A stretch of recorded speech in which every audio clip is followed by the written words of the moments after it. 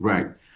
Well, there are several factors that contributed to the voter turnout this year. I believe one of them is the fact that Mr. Kamto, who has worked tirelessly for the past 7 years, to educate Cameroonians about their rights, about how to protect their vote, how to vote. First of all, how to vote, how to protect their votes, and and how to make sure that their vote counts. And so there's a lot of work that he did.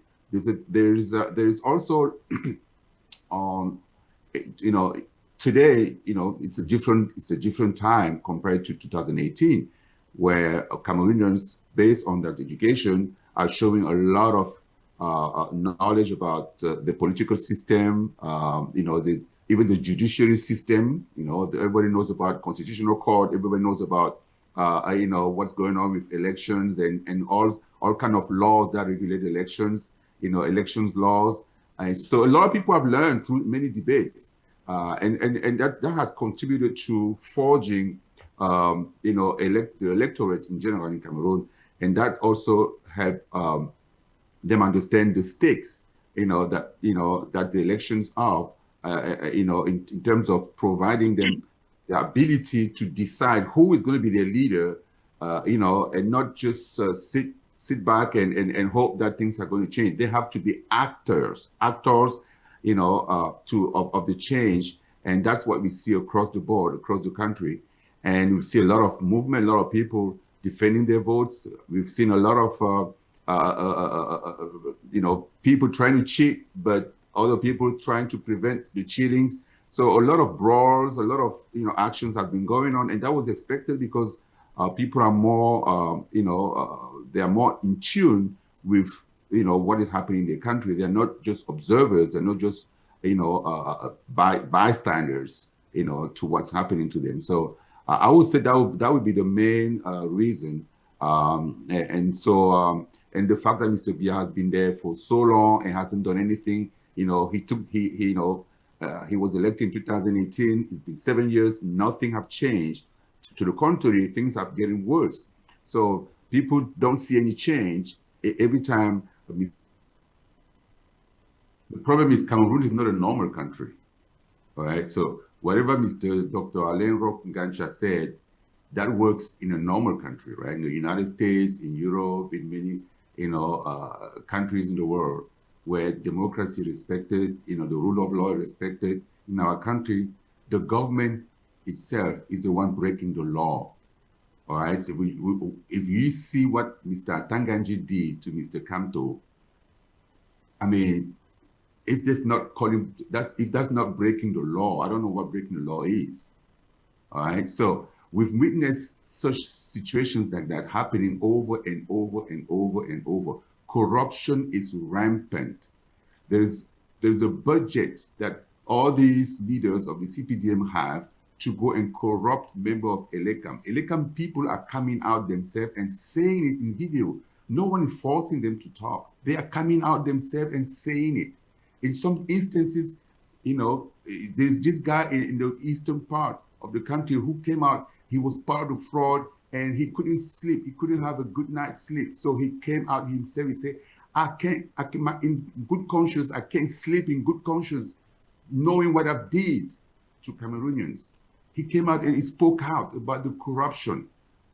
So all he's talking about, Mr. Ngancha, he's talking as if he doesn't live in Cameroon. I don't know if he lives in Cameroon or not. But the reality is otherwise. Everybody knows the law. Everybody knows, but everybody is breaking the law and trying to use the law to his own advantage. That is the situation in Cameroon. That is the situation. The government is trying to get to break the law, to use the law to its advantage, and Mr. Tanganji have shown it. We've seen the opposition leaders doing the same. They try to prevent Mr. Kamto from applying, to be a candidate based on whatever happened in 2018.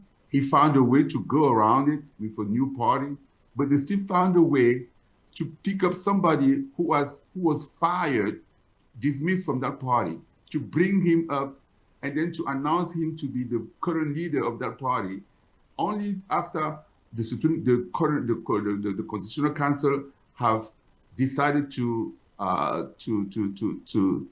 kick Mr. Kamto's candidacy out, only to go back and change the name. It's mind-boggling. Stuff that's happening in Cameroon it's not normal, man. So it's not a normal country. So if it was a normal country that people trust the system, trust the constitution, trust the law, trust the different institutions in the country, then we will say, okay, Mr. Chiroma was wrong to do that, or Mr. Kamto was wrong to do it in 2018. But those are people that are insiders. Chiroma he just left the government 3 months ago. Mr. Kamto was part of the government for 7 years. They know what is happening. They participate in that fraud themselves, all of them, before they left the government. Do you think? So when we sit here and try to analyze it as if it's a normal country, we are all wrong. We're getting that wrong.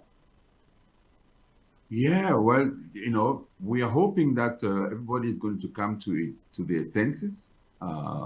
Especially the elected people who are organizing the elections. If you have a structure that is supposed to be independent from the government or from any other entity, any other party, who is organizing the elections, and their members are the ones that are rigging the elections themselves, that is very damaging for the trust that people put into elections.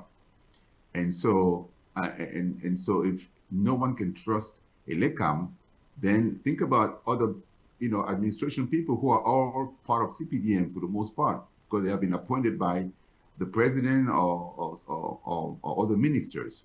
The prefects, sous-prefects, and governors, all these people have been appointed by the president. And so they're just using the opportunity that they have to win the election, in however means necessary for them. The elections Cameroon is to be blamed in what is happening right now.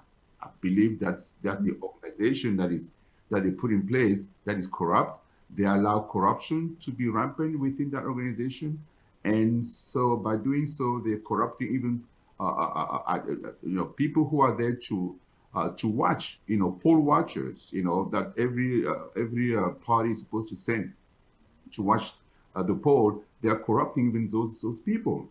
So it's very difficult, for a country like that. We know they've been there for 43 years. That Mr. Mancho mentioned, it's hard for them to leave the premises. But they have to understand that, well, it has to start from the president. The president is the first person that has to say, okay, enough is enough. This country needs a new generation of leaders. There's about 4 generations of Cameroonians that have seen this president, the only president that they've seen. So it's not normal that we have a country where only people 70, 80, 90 years are in the country, when they, in one instance, I noticed that the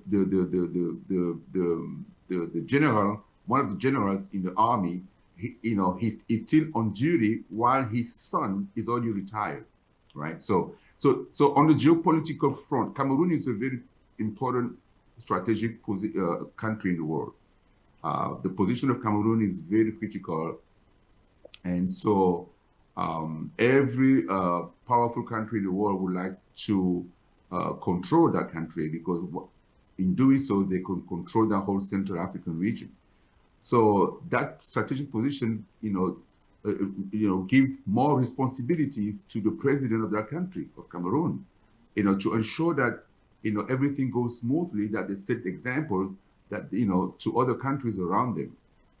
If we see what's happening, that coup d'etat that happened in Gabon, for example, those are things that happen because the president are staying there forever until they're not able to do anything. And by doing so, they have corrupt people in the government that are trying to hold on to power and protect themselves from being tried for corruption, for embezzling funds, for all that stuff. So strategically, Cameroon has to be aware that they have a very important role to play geopolitically. And so they have to be strong, they have to lead by examples.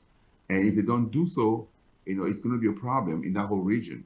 So that's why everybody's watching what's happening in Cameroon. It's not just, Cameroon is not just another country. It's a very strategic country, and so they have to be mindful of that. And then the government have to make sure that they don't, condone, fraud. They don't, they accept or admit fraudulent, cases of this type that is happening, because we have a feeling that all over the country is happening. It's rampant, and people are watching it, and they are just in awe of what is happening. And even though we like peace, Cameroon is a peaceful country. People like peace because we went to war with France for our independence. So so many people have died in many families. So no one wants to repeat that. But if the government is not doing its job as it's supposed to, and then letting corruption being rampant like it is right now, it's going to frustrate people, and people might do things that they didn't want to do. And that's very damaging. We see what happened in Northwest and Southwest. I don't think anybody planned that. Nobody planned to get in the morning and start fighting the government. No. So it's frustration after frustration with nothing being done, with some of the ministers that are arrogant, that are talking down to people. Those things are building frustrations and leading to situations that we could not predict. And that's where we are right now. We're in a very dire situation now. No one knows what's going to happen. Mr. Chiroma feels like he won the election, and he might not be right, but if everything was going on normally without fraud, as we can see, then he might win or he may not win. Are we but giving a reason for Chiruma's Right. earlier declaration of votes, and of course what this has caused across the country? We have already seen the people shouting and probably No, the people are saying, protesting the fraud that they're seeing.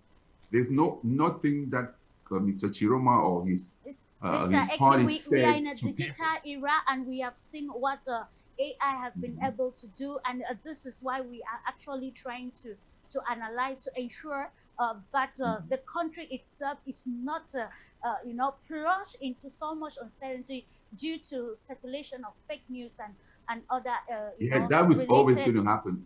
We are in an era of AI, internet. Fake news always exists. We're not talking about that. We'll talk about facts on the ground, like people that are confessing that they've done wrong to their country, their citizens, to their countrymate. People that have evidence, of, corruption, fraud.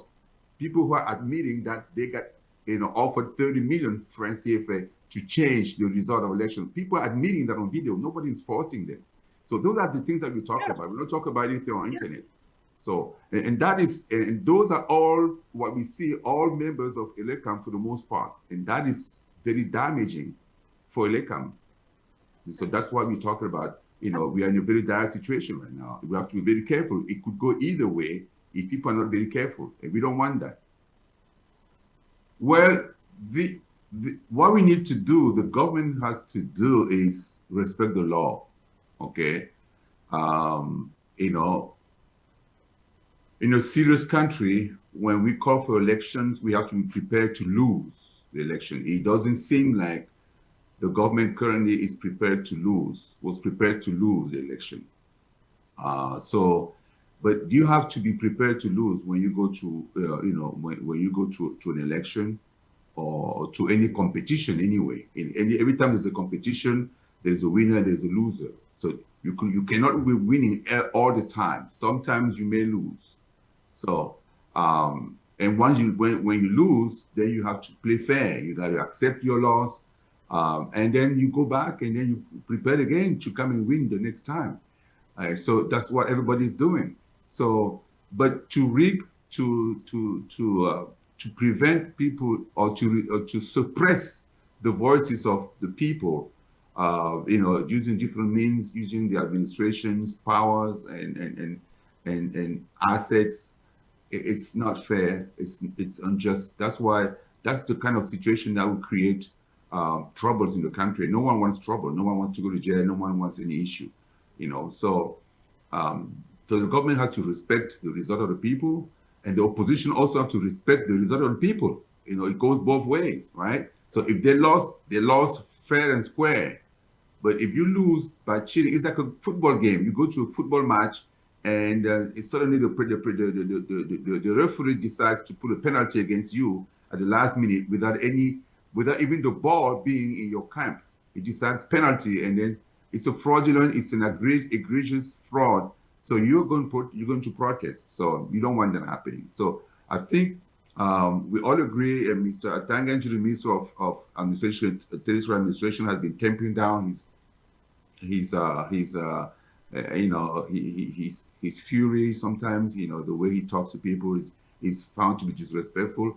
But I think he's been tempering those things down. But the